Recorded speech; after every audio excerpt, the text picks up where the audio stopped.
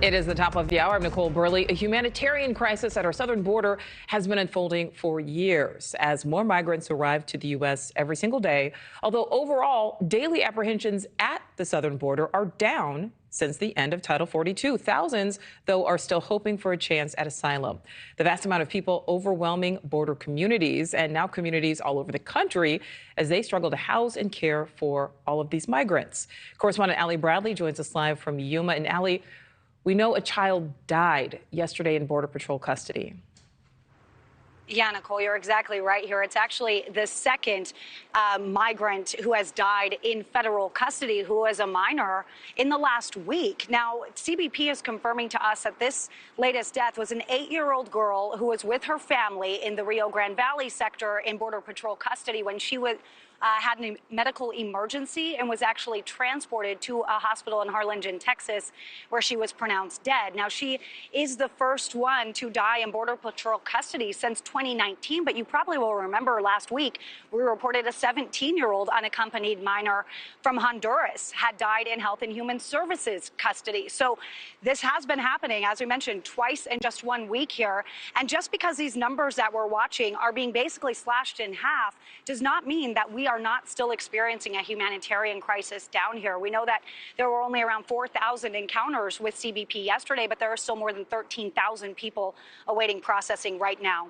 And we actually have been down behind the wall a couple of times this week, and we've been seeing people who are capitalizing off of these migrants' desperation. We met a man named Julio, who's very well known to Border Patrol agents. They say that he is what you would call a guide down there, and he is actually somebody who says that he helps the migrants once they cross over. He doesn't make them pay him, but he does strongly encourage donations. And he also says that he knows people who are coyotes who do make migrants pay them and help them cross into the United States illegally. Now, Julio also tells me that he goes and they'll give him some of their items, like their clothing that they've discarded, so he can turn around and sell that in Mexico. Here's what else Julio had to say.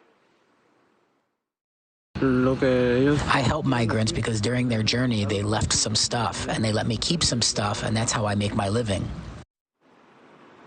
And dangers are lurking all along the southern border, too. Just take a look at this video tweeted out by Texas Governor Greg Abbott earlier today, showing an alligator in the Rio Grande River where Texas National Guard were patrolling. They said this was near Eagle Pass, so certainly something that they're watching for down there. But we're standing right now where we are, Nichole. This is U.S. soil, obviously. That wall right there, that is Mexico. And we actually just saw a group of about 5 run past that wall, and what they do is they follow this path down, and that's still Mexico. That's how close it is. And then they just take a footbridge right across, and Border Patrol will take them. They will likely be processed under Title 8, but what Title 8 is right now is we don't have detention facility space, so usually they will be given a notice to appear, and then they won't have a court date for about 3 to 6 years, Nichole. All right, so Allie, you mentioned the processing there.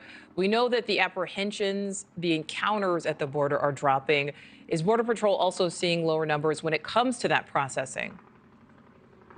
Yeah, so I mentioned we see about 13,000 in custody today, which is much more manageable than the 29,000 we saw at a peak ahead of the end of Title 42 last week. So 13,000 when their normal is usually about 10,000. So they're able to kind of handle that, Nichole. But what's interesting here is we're still looking at about 75% of the people that are in CBP capacity right now are single adults, people that are not traveling with family, that aren't here seeking, credible asylum necessarily. Most people that we talk to are looking for economic asylum, which we know doesn't qualify for that asylum in our country.